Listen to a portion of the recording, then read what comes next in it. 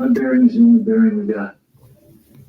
I can't wait to hear Kevin's thoughts. That's why Crouching Tiger and Hidden Dragon got something good. That was good. Look who finally shows up. He was busy. He was playing chess. Well, if there's someone else here behind pretty good, I checked every nook and cranny. So satisfying. Hey everybody, welcome back to the Tribe of Nerds. Kevin, Kristin, Brandon, and I are back for Lost Season 3. We're on Episode 11, Enter 7-7. Episode centered around Sayid, and we get some new characters. So, I'll be interested to hear what you guys have to say on this one, and I'll be interested. Well, we already know Kevin's going to have a field day. Yeah. I'm just excited. Good day to be Kevin. I'm just excited that I can freely hate on John Locke, and Michael's not here to defend any of John Locke's. That's why, Kevin. That's why I'm here. choices. I'm here at Michael's place to defend Locke. Did we see a pattern here with Michael, though? He missed, the Charlie one when Locke was like he's running scared at every time that Locke is like, not, you can't. I think there's a pattern. We're calling you out, Michael. Listen, sometimes people's lives are in danger and you just want to play chess. Like, I get that feeling. I understand how crucial it is. And just press random buttons and see what happens. I mean, No idea what you're doing. Yeah, we're gonna get to it. It's gonna be so fun. But I have fun facts before we do. Are you guys ready? Yeah, of course. Yeah. Okay, so obviously the chess represents the black and the white. We've seen this a couple times before, so that is back there. We also have Locke's winning chess move was on move 42, so we got a number in there. didn't even see that. The visit to the flame just happened to take place on the island on day 77. How fun is that? Wow. Oh, okay. And I have the little Russian conversation between I was going to ask if anyone spoke Russian. and Mikhail. I said Mikhail because we have a Mikhail, and this is what happened when Mikhail played. Mikhail. Called him Mikhail, and he's like, "No, it's Mikhail," and now I just said Mikhail when it's supposed to be Mikhail. This is gonna be fun. That is really fun. Mikhail, shout out. Anyway, with that, Clue says, Mikhail. Oh my God, Mikhail. This is gonna be the whole episode. Mikhail, you know what you have to do. Mikhail says, "We still have another way out." Clue says, "We cannot risk it. You know the conditions, Mikhail. There is another way." Clue said, or Mikhail says there is another way. Clue says they've captured us. We will not let them get into the territory. And she says, "You know what you have to do. That's an order." Mikhail then says, "We still have another way." And then in English, she says, "Just do it." And he says, "Forgive me." So that is their conversation. Okay. Yeah, if I remember correctly, and I may be talking about ass here, I'm pretty sure Miss Clue was supposed to be in more episodes, and guess, because of scheduling issues, she couldn't, and that's why they killed her off here. I've heard that. Yeah. I mean, I'm not upset about it. She was fun. I mean, I love Mikhail. He's, one of my favorite weird-ass side characters that kind of pops up. So, I'm a fan. Yeah, I think the episode in general, you're coming out of a couple of sloggy episodes ending with Stranger in a Strange Land, and then you have Trisha Tanaka, which mileage may vary. I love Trisha Tanaka. I think it's very fun. And then, you're entering, a stretch of, where it really gets good. The back half of season 3 is phenomenal. And I enjoy this one. I like all the stuff going on. There's great world building with the flame. On the beach, you have, a little fun side thing with the ping pong. I like those little side stories they tell. And the flashbacks, I'm not that big in Sayid flashbacks. Pretty much all of them don't do it for me, but that's just me. I know a lot of people love the Sayid story. So, all in all, it's a good episode. I enjoy it. Yeah, I thought it was interesting. I'm sure we'll get into the fact that they just happened to come across the farm. All of a sudden, there's a farm right near. I mean, we don't know how far off they are from their camp. Well, they said they've been walking for 2 days, and I was like, yeah, just following John Locke's bullshit for 2 days. Which we're gonna get into because Sayid's over it. Right. I very much identify with Sayid. But also, I mean, it is a good point to bring out too that Rousseau says she has never seen this, and she's been on this island for quite some time, and she's never seen this. So Yeah. She doesn't go that far out. That's her whole thing. Is she kind of stays where she stays. And oh my god, Mira Furlan is barely in this episode, and she's just so good. Like, oh, R.I.P. to She's Queen. like, yeah, I'm not going in Jesus. there. How do you think I've lived on this island for so long? I don't go in places like that. Yeah. So You I want to guess go? just- you have fun. I I guess also go I was ahead. just saying, it shows just how big the island is. Yeah. But I also love that she's like, if you all survive, I guess I'll meet you by the river. Right? And the looks they give her, like, Wait, what? But let's jump into this episode, shall we? Obviously, the best way to open up an episode is with Hot Sawyer, and I approve of this message. So thank you, Lost, for that. But they have found a ping pong table, and I love that Sawyer is so checked out. He's like, where'd you find that? Wait, oh yeah, the hatch. That okay, totally forgot about that. Like, he's just so out of it, but he's like, where's my stuff? He's pissed off about this magazine. He wants it back until he finds out the dude just had it in the shitter, and he's like, no, thank you. But with that, he's very upset about his stuff. I love that, like, he's pulling out all the stops of, like, what's her butt's like, it wasn't even your stuff, and he's like, who the hell are you? yeah, I got 3 questions. Who the hell are you? Very We all funny. feel this way, Sawyer. That's Nikki. Nikki's been there the whole time, okay? The We whole feel time. this exact way, Sawyer. I also like that this is another poop joke from Paulo. Yeah. That's all he's good for. He's good for the shitter jokes. Shitter, yep. Love Paolo. We do go back to our little group in the jungle here. Locke and Sayid, they are bantering back and forth. Sayid is 100% over Locke right now at this point. He's like, we are going to have a rational discussion when I get back because we are following a stick. You moron. Why are we following a stick? I'm with Sayid. I love that Locke's like, I was waiting for the moment for Locke to be like, can't wait. Like, you know what I mean? Like, that. That'd be too clever. He's not clever. He thinks he's Jesus. Oh my god. Did the stick work, Kevin? Did the Did it stick work? Did it work? Well, seeing how that they were trying to find Jack, it didn't work. So, Oops. They but with found that, something, okay? Sayid I is mean, out if you keep grabbing. walking in one direction long enough, you'll find anything. Like, fucking Locke. Oh, Sayid is out getting fruit, and he hears a bell, which just happens to be attached to a cow. I love Jake in this moment as he's watching. He's like, horses, cows, what's next? Like, it's like, we've gotten the plethora of animals out here on this island. It was a cat. A cat was what came next. Yeah. Yes, the cat comes next. Horses, cows, cats, oh my. Right. But he follows this cow back because he hears a whistle. He follows it back. He finds this farmhouse situation, and then notices the eye patch dude, as Jake called him. Eye patch dude is back. They saw him previously on the this whatever the videos of all that Yep, stuff. in the Pearl, on the TV. Yep. And so he's like, well, we got to check this out, right? Like, we have to check this out. But before they do, we're going to get back on the beach where Sawyer has come up with a plan. He is so smart and so hot that he is ready to do the ping pong ball challenge of them all. Put up your best person. When I win, you're going to give me all of my shit. And they're like, well, what happens if you lose? And he's like, not going to lose, but sure, you name it. I love, like, if you can't see what's about to happen coming, you haven't watched TV, because he's so overconfident. And he's like, when I win, blah, blah, He blah. does not sound like that. I'm purposely making him sound even more obnoxious just to get to you. But yeah, like, it's so good. Yeah, and it's like, what did they do in season 2? Poker. They had a poker game. Yeah. Where, yeah. No, Yeah. I love it when Sawyer gets brought down a level, and he's like, well, shit. Yeah. Yes.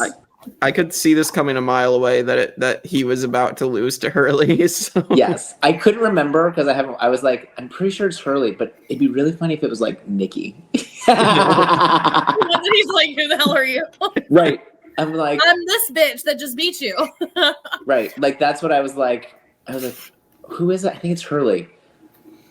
It'd be really funny though. Because, like, that's what's going to happen. Yeah. You know, if this is your first time watching, you know what's going to happen. You know he's going to lose. Listen, as much as I do love Sawyer, I love a good moment when he gets his ass handed to him. It's kind of comical because mostly I would be there to like make him feel better. But with that, besides that point, I love that this is probably one of my favorite moments of Lost of all time. And we see Jin and Sun coming up with this brilliant plan. And he's like, looks like Crouching Tiger and Hidden Dragon have come up with something. And what follows is she's like, when you lose, you can't do nicknames at all for a week. And he's like, all right, I've got this in the bag. Also, were the writers, like, they just, like, went through all the great nicknames in this episode. He's, like, using Grimace and, like, Avalanche. Like, he's on... Zorro. He's on par for this one. And they're like, you know what? We need a break. We've run out of nicknames. We don't know what to do. But that is the plan here, that if he loses, he is no longer able to use nicknames for people. But that leads us into our first flashback where Sayid's working as a chef in Paris. And a man wants to talk to him out front, which he goes out and the guy is like, did you cook this? Great. I want you to be my chef. And he's like, no. And he's like, well, I know that you're not who you think you are and all these things, and you should come over here because we're like the only two people that are, Iraqi. And he's like, okay, I guess I'll come check out your restaurant. It's like the weirdest, like 2-second flashback that we've gotten in a while. And it's like, did anyone else immediately not trust this man? Like, I was like, yeah, it was weird. Yeah, you don't go to that place. You're on the run. Like, it is very hot that Sayid knows how to cook, I will say. Like, good for him. We love a man who can cook. My only thought was it's Jensen from Iron Man. So that's all I thought. Yeah, no, I mean, this just seems like so, like, it gives you the cringe right off the bat, but apparently not to Sayid, who is normally very smart, and he was just got cooking on the brain, apparently. But we do get back to our group that is out in the jungle, and they are all outside of this farm discussing what they're about to do. Rousseau, I love her. She's like, abort mission. I'm out. Absolutely not. Not for me, guys. Listen, I'm siding with Rousseau on all things if I'm stuck on this island because, you know what? She's been there for 16 years without a problem. She knows something. I do love that Sayid looks back at her like, wait, what? You're not coming in with us? Like, this is okay. I guess we're going to die. But Sayid has come up with the idea that he's going to go up there unarmed. He thinks that he's not going to hurt him. It's going to be great. We're going to have a powwow. It's going to be fun. It's going to be fine. Kate's like, bro, what? He's like, it's fine. You'll cover me. We're going to have a good day. It's going to be a good day. This is, in theory, not a terrible idea, right? Like, if I don't have a gun, you won't be threatened by me. If I show up with a gun, you're going to be ready to fight. So, like, in theory, it's a good idea. Until he immediately gets shot. Right, until he immediately gets shot because he's distracted by the adorable little kitty cat. Well, bringing up this cat we were discussing at the end of this episode, we do see him walking up and he's looking around, like he's got satellite dishes he's taking in. He's got like all these things, but you see him get stopped dead in his tracks at this cat. And so I personally, and we can talk about it here, I personally think that this is the exact same cat.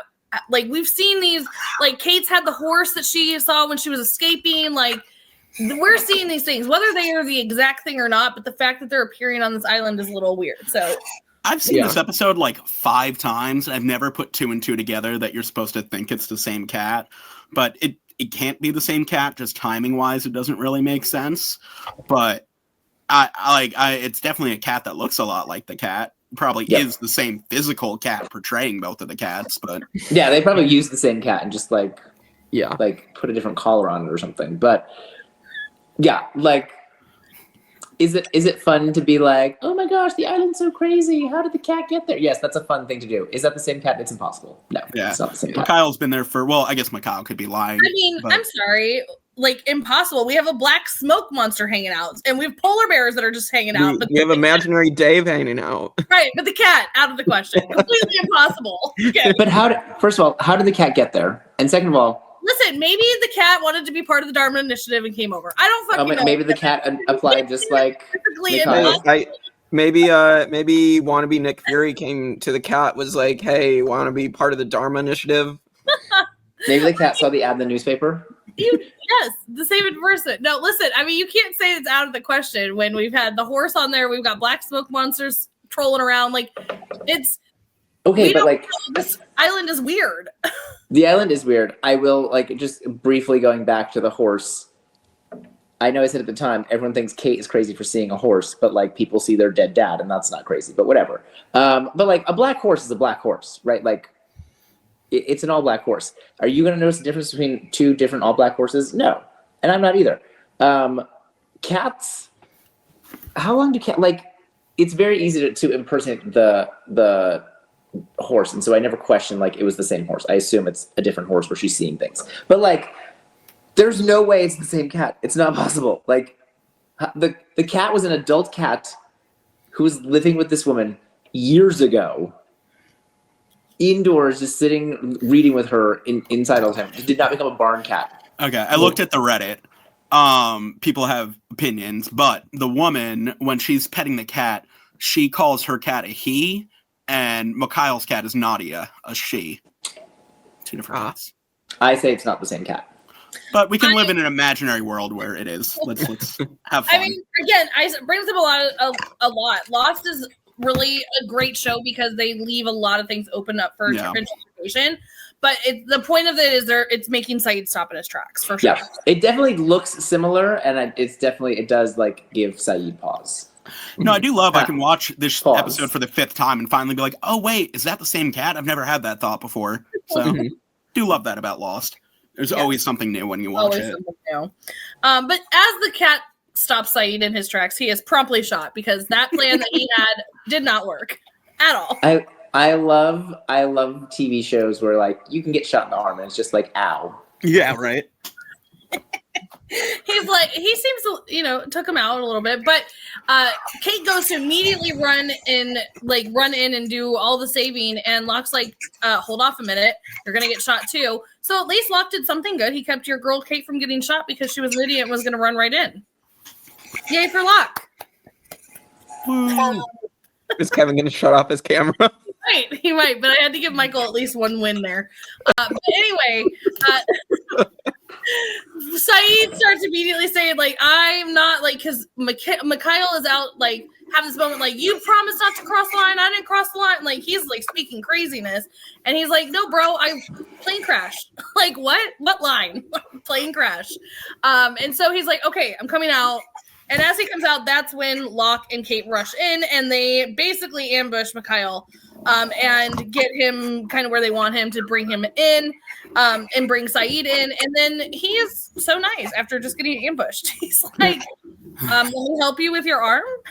And Kate's like, are we good? And Sayid's like, yeah, bleeding from my arm, Kate. Go get the first aid kit, please. She's like, I'm actually going to shit on Kate more than Locke in this episode because she just keeps putting the fucking gun down. Like, Kate, hold the gun, keep it on Mikhail the whole time. Like, tell Locke to get the first aid kit. Like, this man should have a gun pointed at him the entire fucking time.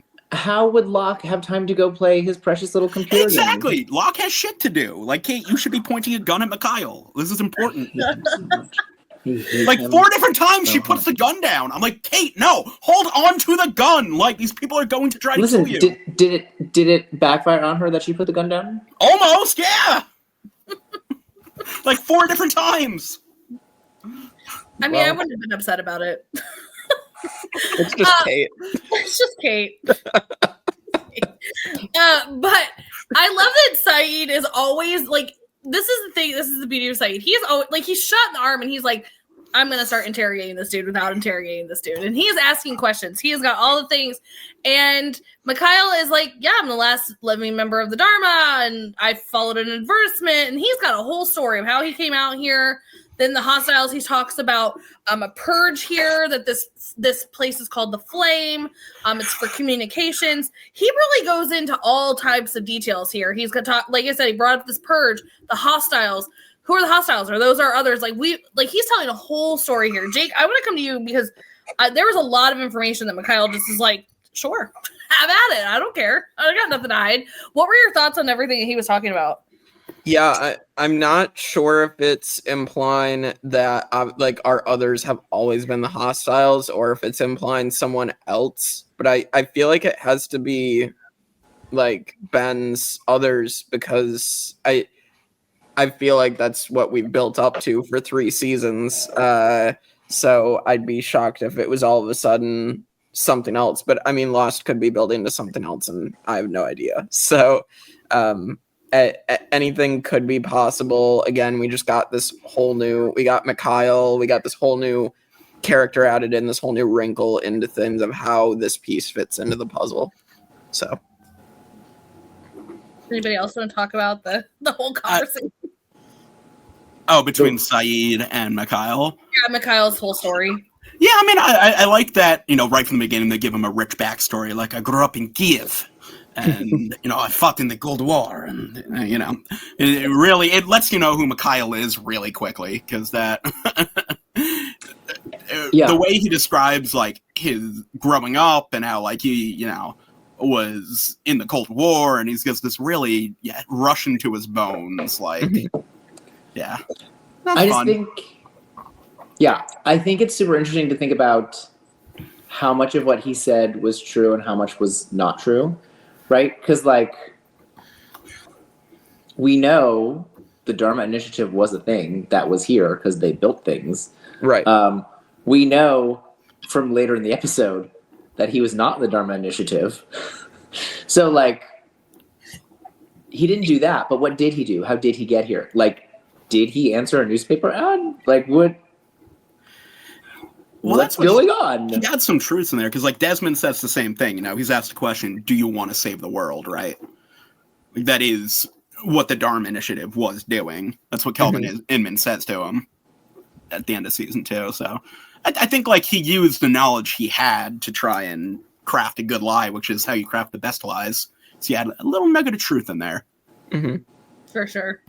Well, heading back to not so smart Sayid, we get him going over to the restaurant of the really weird dude that just is like, come hang out at my restaurant.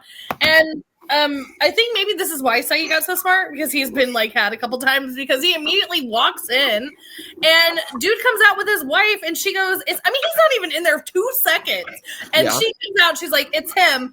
And he's captured. Like, there he is. Get him. Instant regret from Sayid. He's like, shit. I've made a huge mistake. I've never been on the run from an entire country before, so I don't know that I can really speak on this too much. But I would tend to think if you are like a refugee hiding out from your entire country, right? Like you are you have a different name, all this, and somebody comes to you and indicates that they actually know a little bit about you.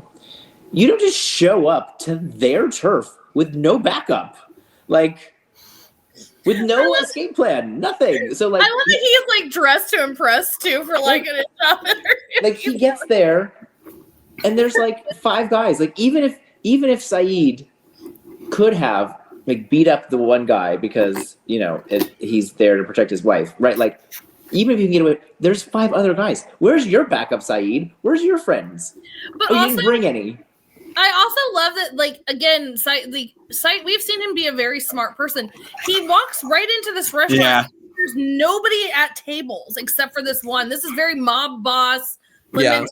Right. Where's your apprehension? Why didn't you be like, this is weird? It's like nighttime and this restaurant has nobody in it. And it's very out of character for Sayid to just walk into something like that. Like, you're so stupid. What are you doing? Oh, Sayid. He has his moments too, I guess. It's fine. With that, though, yes, Sayid is captured. And we get back to him having a discussion with Mikhail. Of course, he is now taking the time to yell at his cat, which is named Nadia. Jake, any idea where that name came from? Well, wasn't it the girl that Sayid was interested in? Yes, yay! Points for Jake. He remembered.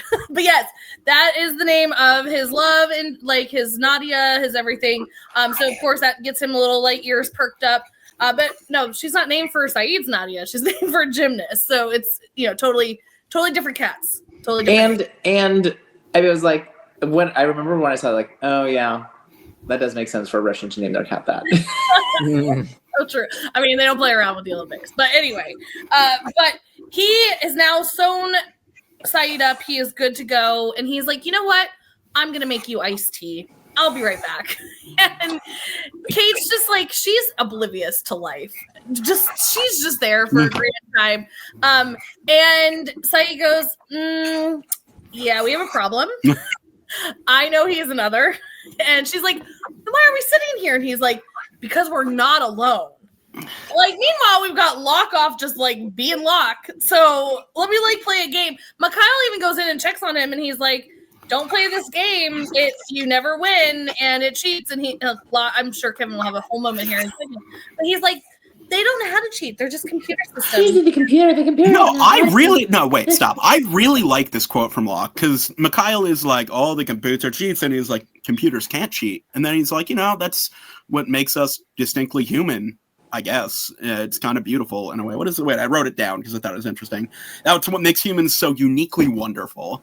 And I think that's like one of the larger themes of the show is like, we can cheat. Like, we have free will. We can do terrible things, or we can do the correct thing.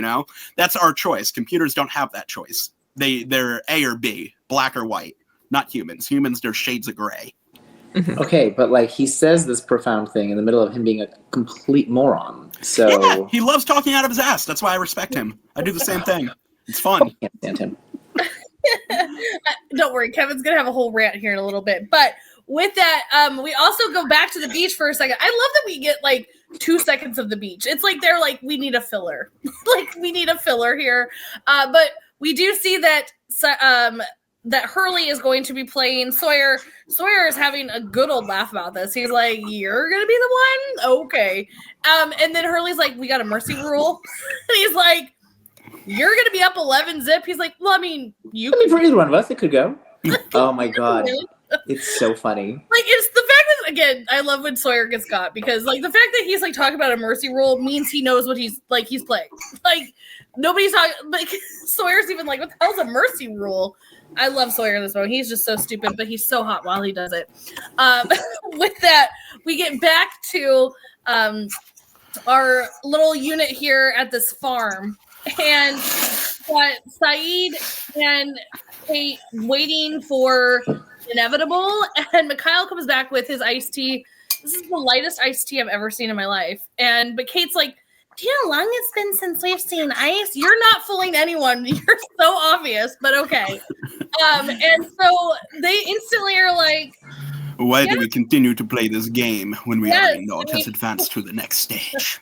Sayid's like being like, yeah, I can understand why. I had a sailboat. He's like, sailboat? He's like, I was able to kill one of them hostiles. And like, Mikhail is so over this shit. He's like, we're not playing this game. And they instantly start fighting. And as they're getting the shit kicked out of each other, Sayid finally gets control of this. Kate finally learns how to pick the gun down. Kate, why didn't you have the gun the whole time, Kate? Where the fuck did you put it that it took you that long to go grab it? Like, should have been right there, right next to you, ready to shoot.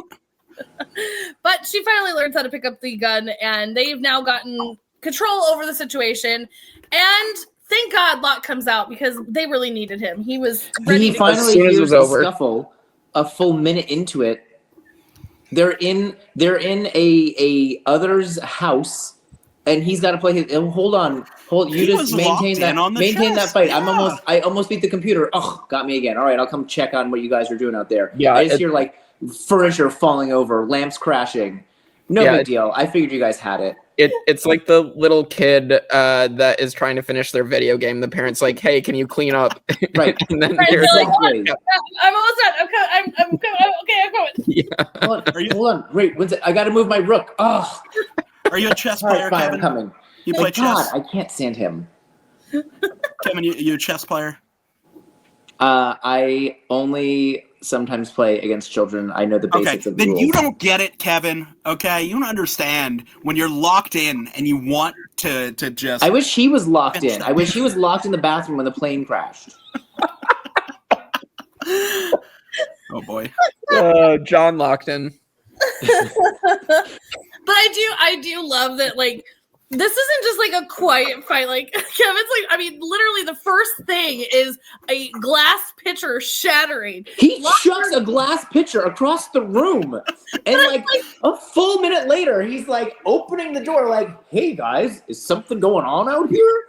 Like, it's really like, you honestly thought he was in like a whole nother like area of the jungle. It's like that like paper like Japanese door, right? It's like that separating, and a full minute later he's just like, hey, I thought I might have heard something out here. Like tumbling around this room. I might as well have a little look-see into what's happening. And in he's here. like, "Oh, I almost got it. That sneaky king got away from me." Like, God. The door too. He like opens the door. He's like, "You good? We good? What's going on?" Yeah, he has a gun. You got Hey, this. guys. I'm up over here. I'm here. What do you need? We don't need anything. We're good, John. Oh my God. Anyway, jumping back to Sayid, who is now a prisoner of this restaurant, and we find out why. We find out now why he is the prisoner and why she said it's him. She was tortured by Sayid. Man, did you ever think, Sayid, that you torturing people would ever come back to bite you in the ass? It isn't the consequences of my own actions. Goddamn. Right, 100%. But he is like, no, not me. Like, must have got somebody else. It's definitely not me. And he said, I'm gonna torture you. This bag is full of bag of tricks over here, and you're gonna now experience it. And with that, we do get them. This is another good moment that I know that Kevin's gonna have a grand old time on. Sayid has figured out that they are not alone because that horse outside saddled for somebody much, much shorter. And then he said they're hiding. And Locke's like, I've looked all over this house, every nook and I have looked at every nook and cranny. In the one room I spent the whole day in. I didn't immediately just walk into this room and sit down at a computer, but I have searched this entire I searched. When I sat at the computer, I looked all around that room and I saw no secret doors. This is the equivalent of my kids looking for something. Okay, that is right there. Like, And then the best part, Sayid doesn't even move. He just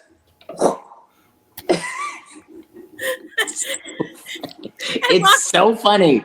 I want to thank the writers for just dunking on Locke so hard right here. It's so good. It's so good. You idiot. You wish you were Sayid. You wish you were Sayid. I love that Sayid also goes, not every nook and cranny, John. So, like, just another slap in the face.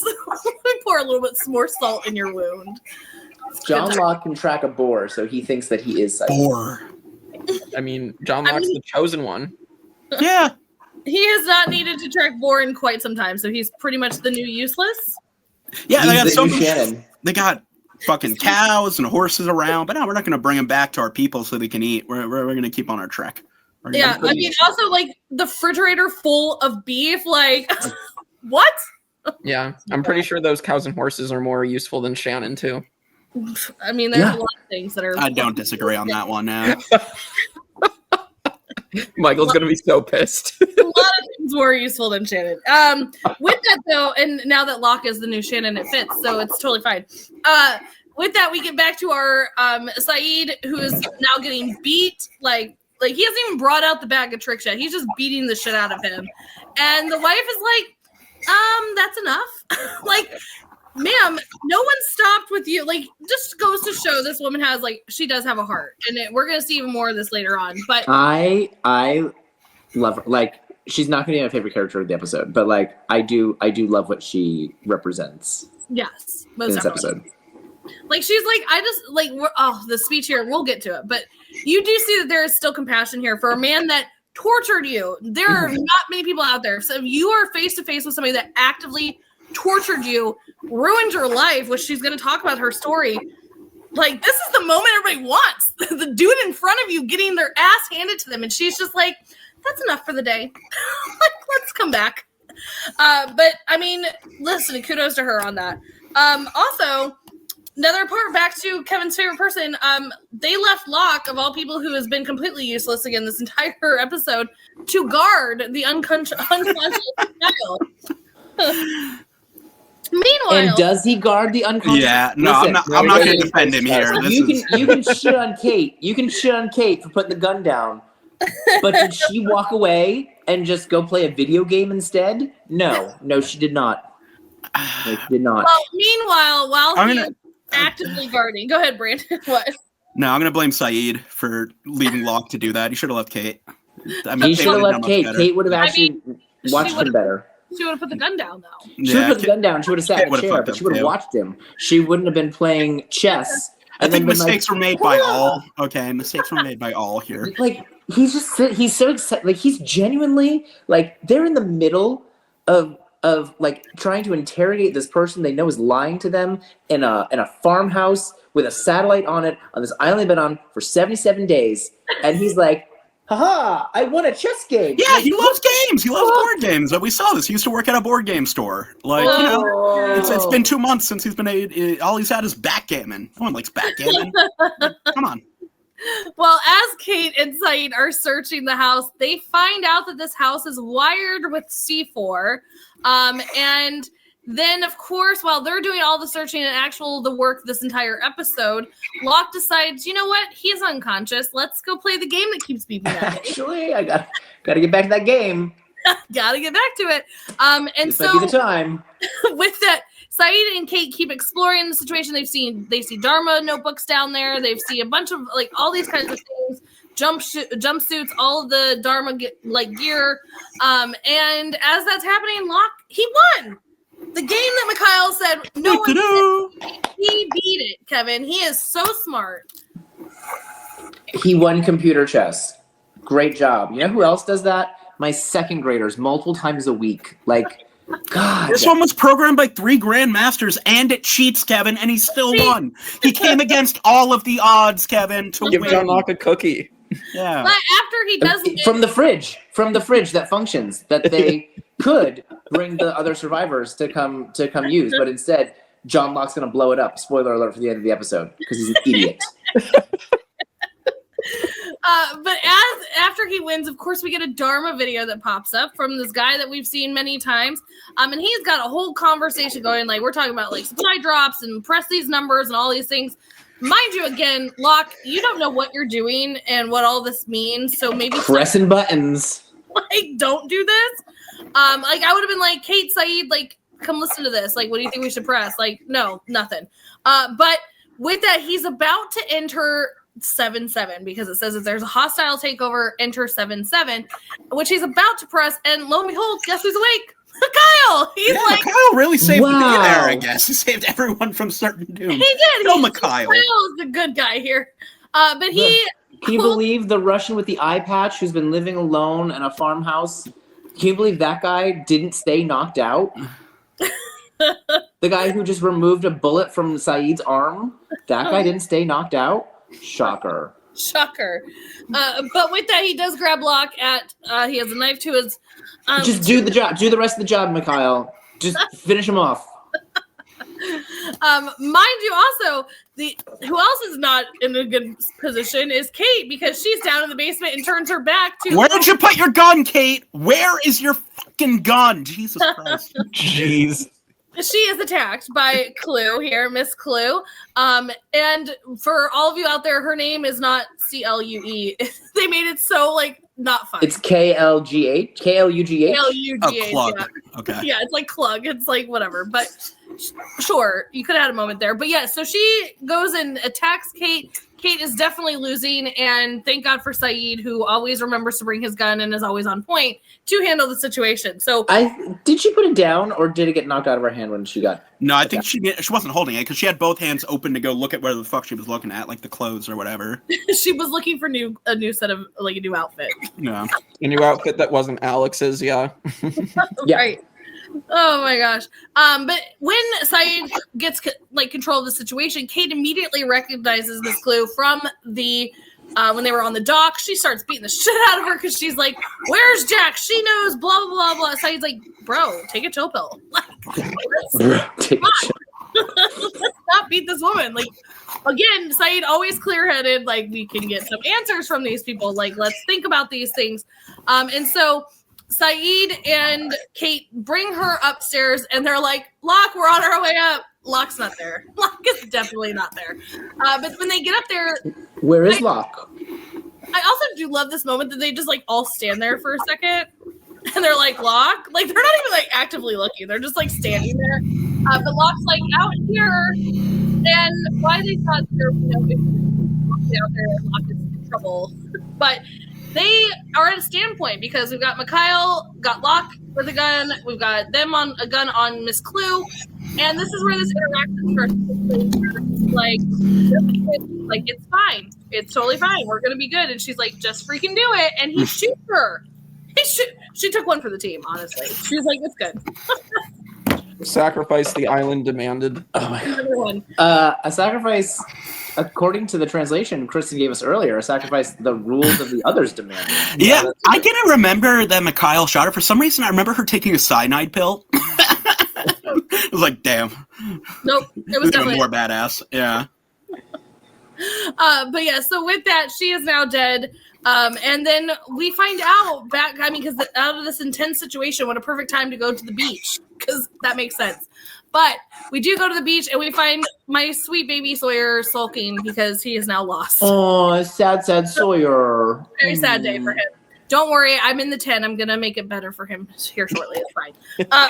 So, again, that address for the restraining order, you just message me, you let me know, and I will send it to you. Yeah, Josh Holloway, about that restraining order. I told you guys, it's Sawyer. It's Sawyer. You don't have the best grasp on reality, so I'm gonna go ahead and warn him anyway. Probably a solid choice. But I love that Hurley, he still is like the Hurley that we love. He brings him a couple things. He's like, you're the guy that apparently needs stuff. Do you love that he brings him the Playboy magazines? Do we love this one? He could have chosen like so many other things, but he's like, here's some naked ladies. You're welcome.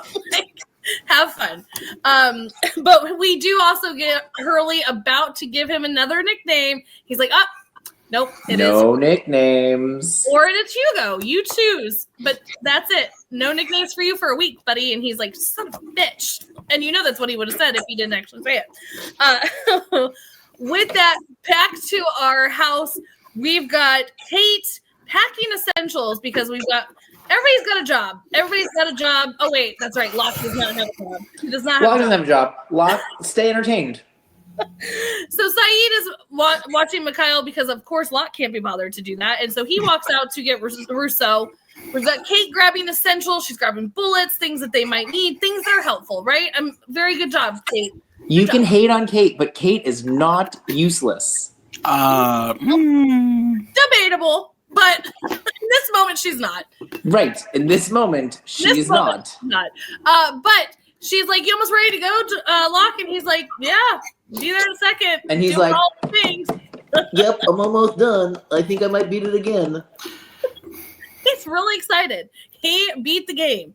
But she heads out, and then, of course, Locke is still busy doing his little thing with the game. Sayid is like, I love that Sayid also gets a one-up on Mikhail. He is on point this episode. But he's talking to Rousseau of like, we've got our ticket. Like, we're good to go. We're going to go and get jacked out. We're going to take over all these, like, others. And Mikhail's like, I ain't going to help you, bro. Like, absolutely not. And he's like, oh, I didn't mean you. He's like, no, I don't mean you. I don't need you. But he had found a map.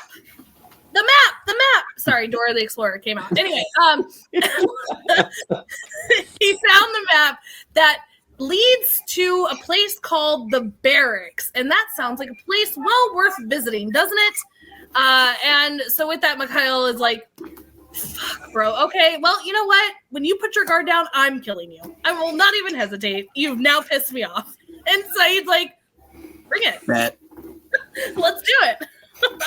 But Rousseau brings up a point of like, you should just kill him. He already said he's going to kill you, which leads us to this part of where I think this is like the whole main storyline of this whole episode.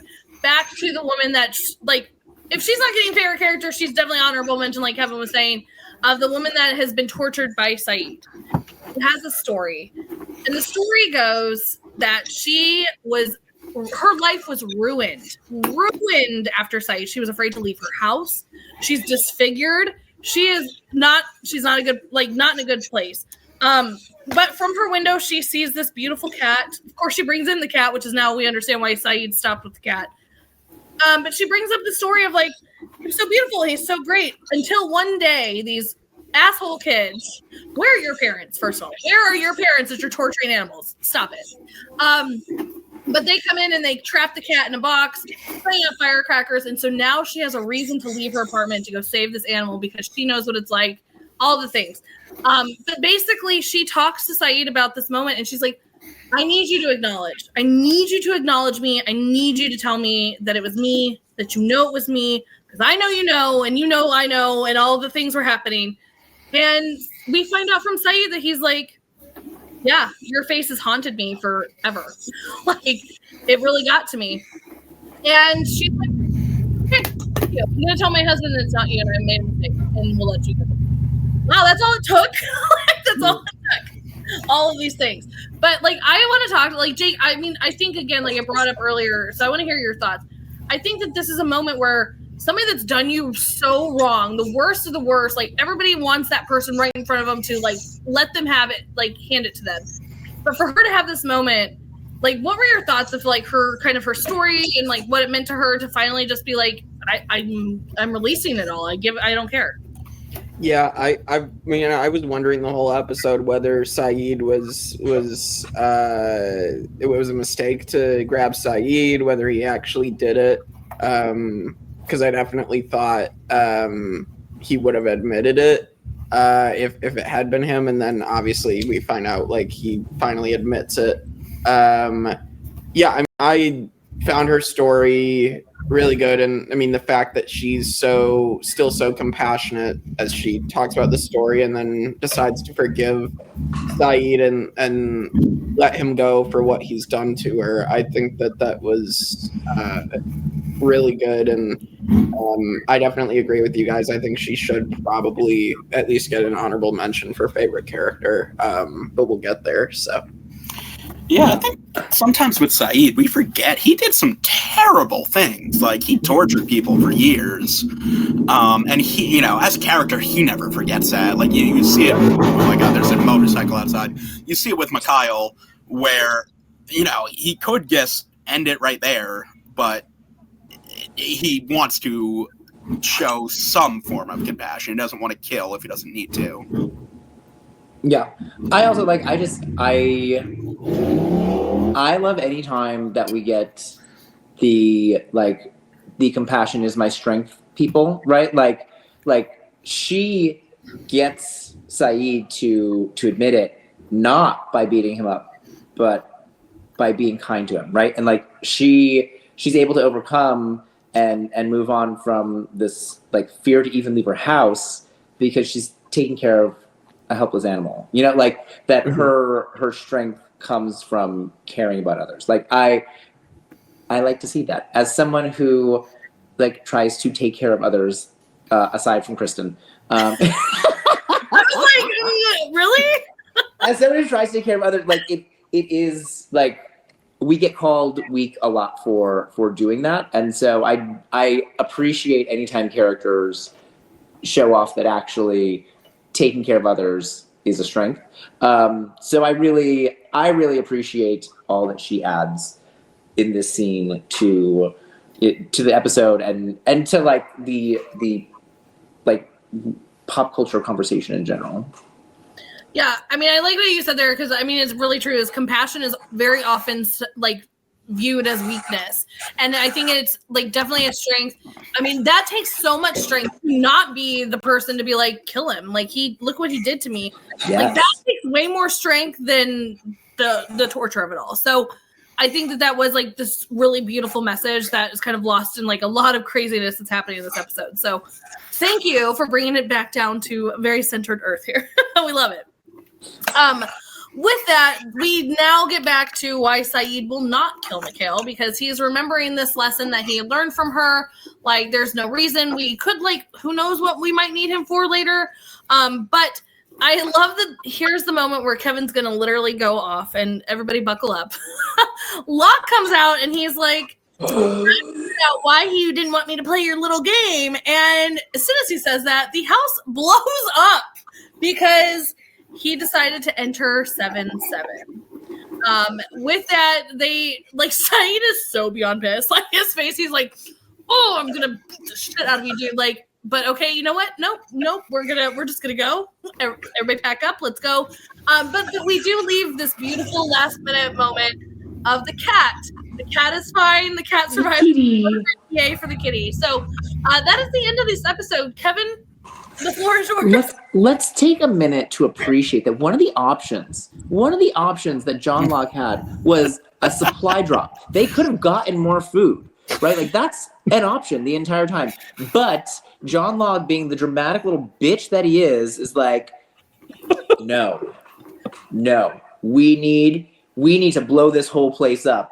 I need to teach them a lesson. Like, God, what a fucking moron. Like, it's a full shelter. It's a full shelter with a basement underneath. There is room for all of the survivors to not have to live on a beach, right? Like not have to use tarps strung between two trees, right? Like they could be in a house and they have cows and horses and a cat and like presumably other like farm animals that like if nothing else could provide them food for a little bit. But what does he do? Because he's John Locke and because he thinks he's the most important person, he wants to like it's like when the guy made the really bad X-Men movie and tried to like end it so no one else could make an X-Men movie after him, right? So like just no one else is gonna come here, no one else is gonna do anything good. I'm gonna blow this whole place up because I'm John Locke and I'm the greatest person who's ever gonna be here. And I hate him so much.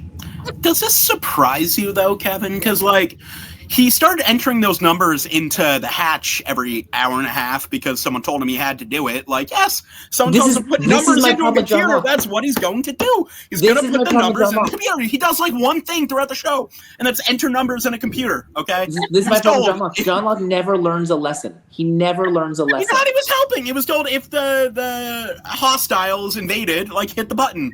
I don't know, maybe that'll send in the army or something. Who the fuck knows what it does? Like, I don't think he knew the entire place was going to blow up. Like, he was trying to help. He was trying to be a good boy. Never learns his lesson. No, and that's why he's a compelling character. No.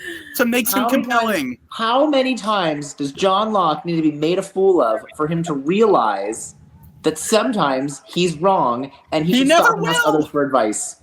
Never. Absolutely never. It will never happen. He will never learn that lesson because he's an idiot. Damn. Idiot and a moron, as Abby Maria says. John Locke, if you're watching, you're loved. Terry O'Quinn. We love Terry O'Quinn. Terry O'Quinn's a lovely man. He put a lot of work into this character, and the show is not the same without this actor's contributions to the show. However, within the world of the show, that man is a fucking moron, and I can't stand him. Listen, when life keeps kicking you in the nuts over and over again, you know what you do? You enter numbers into a computer when you're told to. Apparently, if you're John Locke, when life keeps kicking you in the nuts, you just like pull the other nut to the front so that one can get kicked too. We're proud of you for winning that chess game, Johnny boy. You did it. You beat the computer that cheats and that was programmed by 3 grandmasters. So good for you, bud. I never thought I'd hear Kevin say, pull your other nut to the front.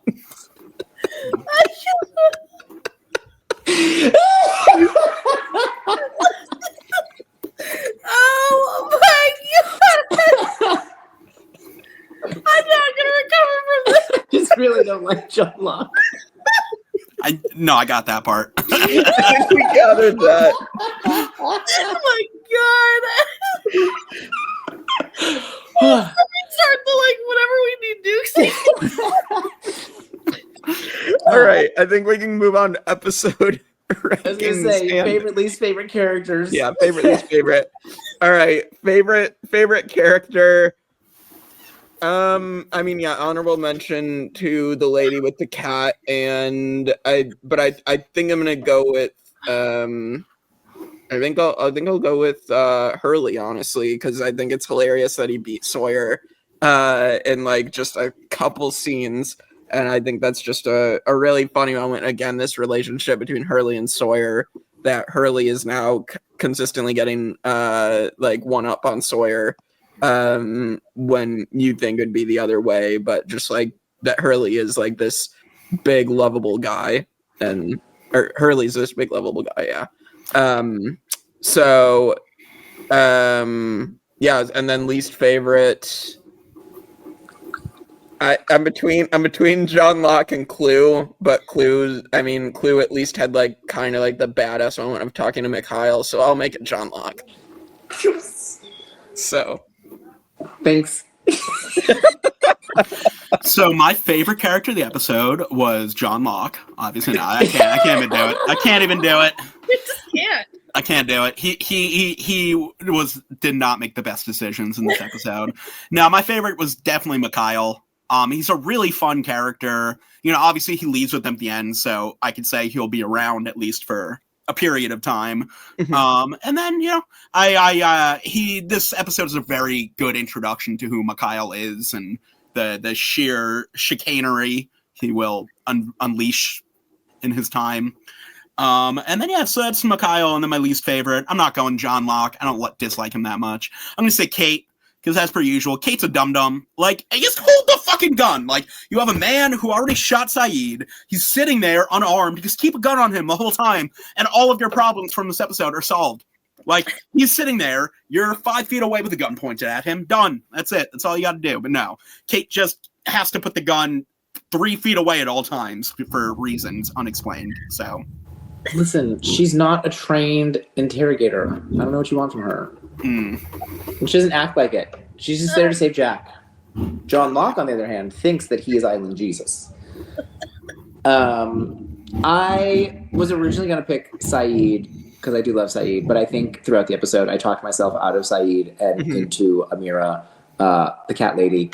Just because I really do appreciate that, like, that kindness and compassion is her strength. And then my least favorite, I'm always happy to award least favorite to John fucking Locke. God, I can't fucking stand him. And he messes up so badly. I was gonna make it Sayid because of the like reveal of the trapdoor under because it's so good. Like it's for him to be like, oh, look at every nook and cranny, and then Sayid is just like, ta-da, dumbass, right? Like. I was gonna make it Sayid, but I'm gonna go with Amira. But like, it stayed John Locke. It was John Locke from the opening credits. Like, God. I'm just glad Jack wasn't in this episode, so I don't have to listen to your bad takes on Jack too.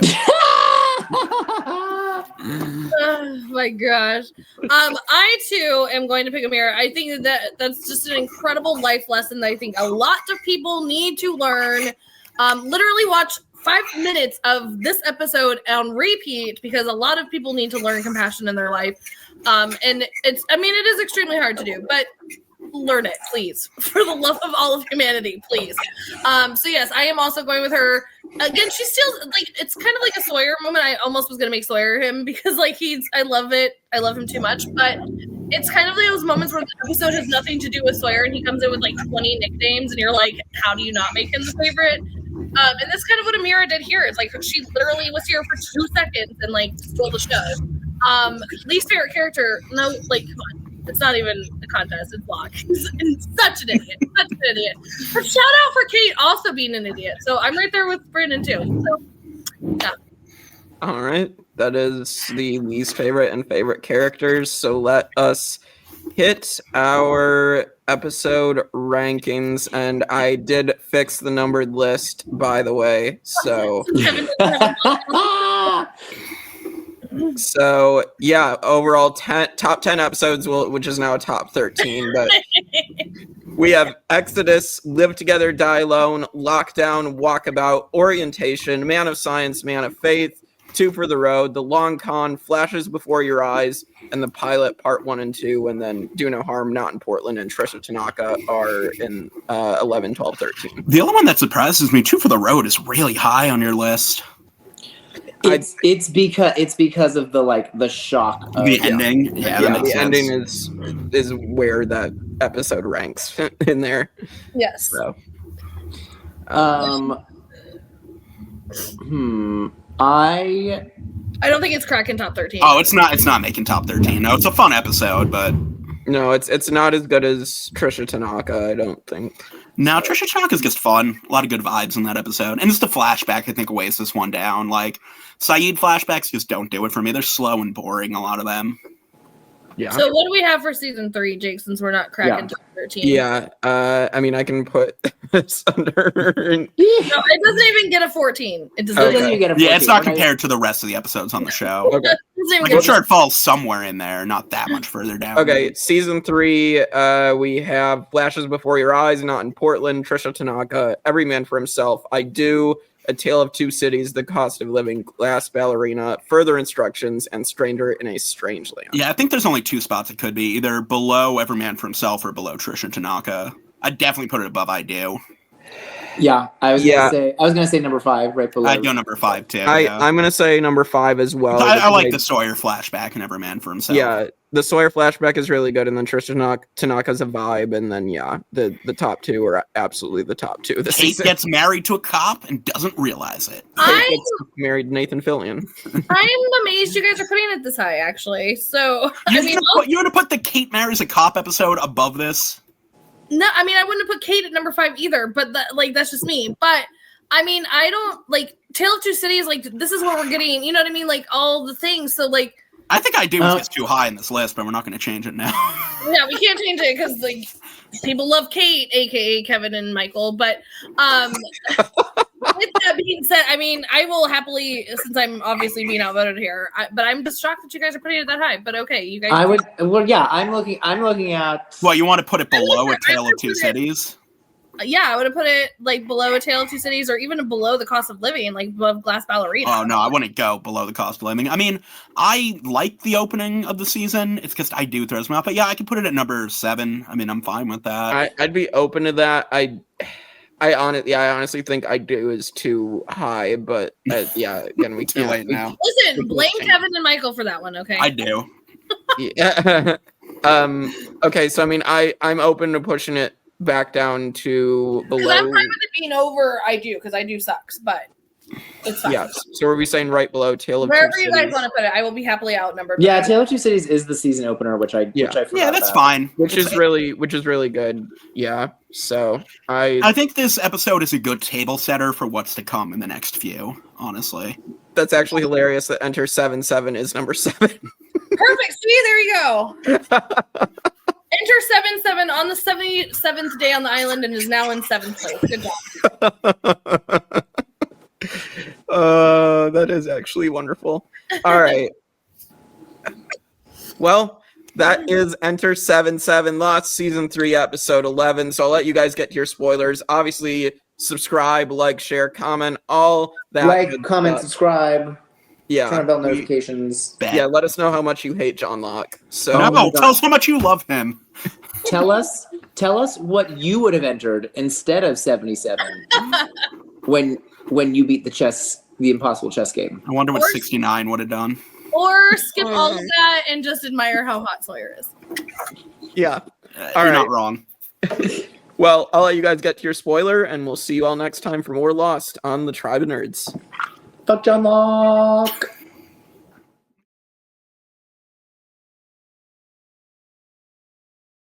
All right, welcome everybody to the Tribe of Nerds. After Jake, the spoiler section of Lost. If you have not seen Lost in its entirety, get out right now because we spoil everything. Like everything, so get out. Everything. We have seen all the way to the final credit roll. And Right. And we'll will talk about it spoil all Right. if it's relevant. So get out, and this is your chance. And we always let you have extra time, so move. Let's go. Like, comment, subscribe on your way out. Thanks, bye. yeah, leave a comment about how you left during the section so you don't get spoiled. And then leave. All right, that's enough time. If you guys are still here, it's all on you. All right, here we go. So we got Mikhail. Woo!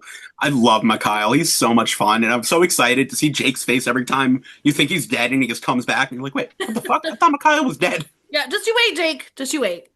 There are a couple times. The main one, though, that we're gonna spoil here. Who wants to spoil it? Because I'm still pissed. I mean, I would just say we talked, listen, I very much appreciate the life lesson of kindness and compassion is a strength, and I'm very glad Sayid learned that. However, Sayid, you should kill Mikhail. Please.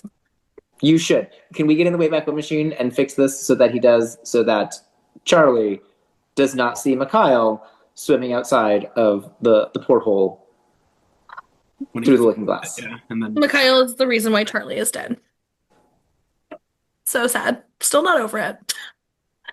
But I Kristin also still feel thinks. Kristin hopeful. still thinks. I do. 20-something years later that I think that he Charlie's turned into alive in an air Aquaman, pocket. and he's fine. Charlie's in an air pocket in the Looking Glass. Yeah, He is it's been down there for years. totally fine. He is The now island's been every few hours healing him of his hunger that he doesn't die. That's worse than death, is just being stuck in the the Looking Glass for right. Nobody can save you.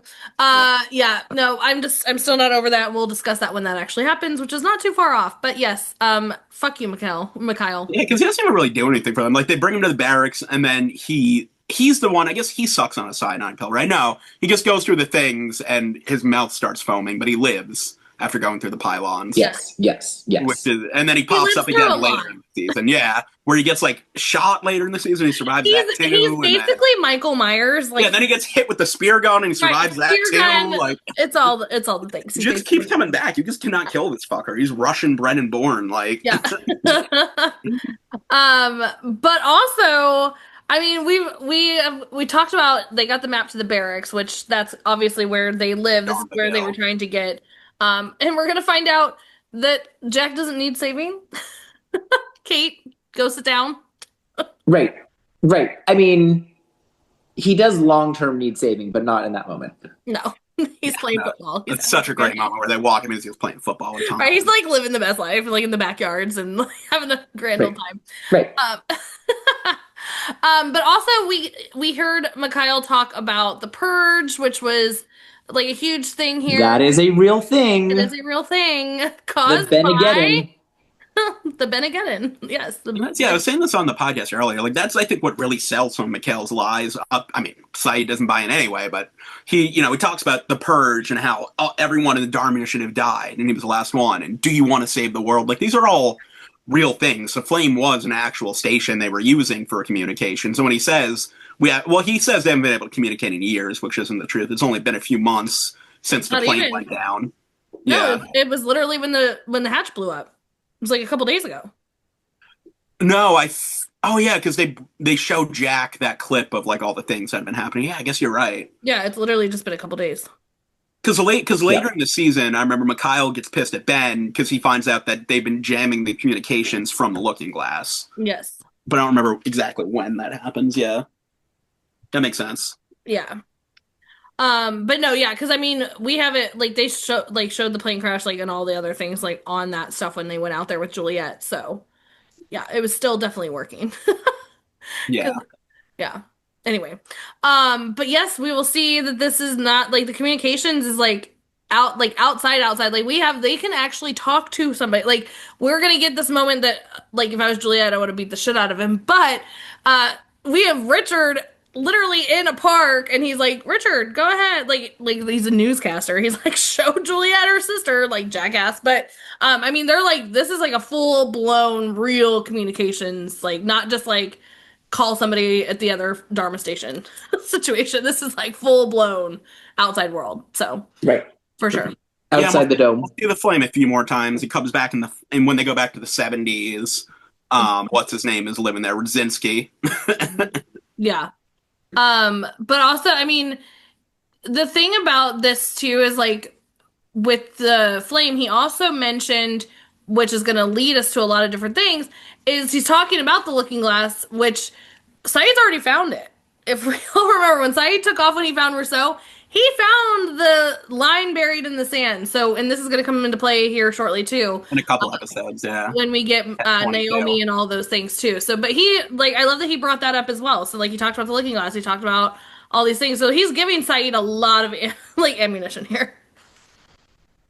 Anyway, any other spoilers that we want to discuss? No, I think that's the main, like, I feel like this is a good episode for world building where, like, you're seeing more of the Dharma initiative stuff, you're hearing about the Purge, and, like, you've already seen the others on Hydra Island, but now you're seeing, like, they're getting closer to their real base of operations and, like, their main operatives, like. Definitely. You're seeing how hardcore some of them are, that they'll literally just kill each other to avoid giving away information. Right. So. Yeah. That is the rule for the whole, like, you all have to do this. Mm-hmm. But this is a great moment where, like, you've come out of Stranger in a Strange Land, you have Trisha Tanaka, now, like, I mean, Paravion is hit or miss, but after that, it's really just a great string of episodes until the end of the season. Like, Yeah. you have expose, and then you get to like the man behind the curtain and the brig. We've been through this. Brandon, expose. I don't know if you've heard Kristin and I talk. Like, Kristin and I actually kind of like expose. Like, Yeah, I don't hate it. Oh, I love They expose. like, Yeah, that's why I want to be on the episode. Yeah. Like, Razzle dazzle. Right, razzle dazzle. It's I find it to be It's polarizing. Some people love it, some people hate it. I love it. Like I thought it was it was them listening to their fans, being like, "Hey, we heard your criticism. We made a boo boo. Let's fix this real quick." Right. But yeah, So, I mean, I think once you get past expose, because it is kind of like a whole point of like, why? Just why are we here? But like once you get past expose, I think it's gonna be like we're gonna have a really hard time with our lists here. It's gonna be great episodes. Oh man, I think we're gonna get to a top 30. Right. I don't think Trisha Tanaka is sticking around at the top. The man behind the curtain, the brig, greatest hits. Right, like oh my god. Greatest hits. All-timers. Greatest hits. I cannot. I don't want to discuss it. I'm not prepared. Yeah. But you know what? I'm gonna be interested because like I definitely was like inconsolable when Charlie does die, but my kid who Charlie was his absolute favorite. I thought he was going to be just a basket case, and he's like, no, okay, he died. Like, I knew it happened. I cried. Oh, I 100%. Yeah, but like, I was shocked that he did not have the reaction. So I'm interested to see which way Jake's going to go. Because, like, yes, they do kind of like, it's not a shocking death because we've talked about it 500 times. But I was a little shocked that, like, I want to see what Jake's going to do. Knowing Jake, he's going to have zero reaction. But I'm going to have to watch Kevin's reactions to the man from Tallahassee and see how he blames that all on John Locke. Boy, he did it to himself, apparently. Listen, when he blows up the sub. That's true. That's not a great moment. Not a great moment. I mean, like, why are you shocked though? But I also love that that's when he's like, because later, next episode, he's going to be, him and Sayid are going to have a moment and he's like, well, maybe if you would have told me that you had the C4, and then lo and behold, John Locke's a liar, which we're not shocked by, but he had the C4 in his bag, so he knew all along what he was doing. Right. Because he has his own like plan because he thinks he's the chosen one. He thinks he's the most important one. No one can know his plan. He needs to know what everyone else is doing. But he no one chose himself, Kevin. He made himself the chosen one by going back in time. Okay, and that all makes sense. It's so annoying. I hate him so much. When he blows up the sub, there's no coming back from it. There was already no coming back from it like way forever ago. It's fire and water. Like he was done for. Like that was the train. Right, but there's no coming back. And then when you like think about it, when you watch the whole show and you realize that that's why Juliet never gets to meet her niece. That's why Juliet never sees her sister again, is because that asshole blew up the sub. Glossing over the whole his dad pushing him out of a window to get up at a sticky situation. We'll gloss past that. Listen, well, I mean, knowing John Locke, he deserved it. Here's the thing. John Locke, stop talking to your dad. He's a bad guy. It never works out for you. It never goes the way you think it's going to go. Yeah, I guess that's not his fault. You never get the thing from him that you want from him. So stop. Just stop. You already lost Helen. I know. So Helen. Anyway, well, with that is the spoiler section. Like, comment, subscribe, but please, like, if you're going to do a spoiler, Jake can't help himself. If you're going to put a spoiler. Spoiler. ... Like, make it so it has to say read more. See more. He will not click read more. I give Jake props for being as unspoiled as he has been. I'm so bad at that. Like, wait, well, this is how we know, because if you just say spoiler and then start typing, he'll keep reading. He'll keep reading. Like, he will read more will stop him, but just the word spoiler by itself will not. Well, right, he can't help himself. So yeah, so like, comment, subscribe, all the things, and we'll be back here for another episode, which is a freaking clear episode, and I love it. Yay, Paravion, woo. All right. Child. Goodbye.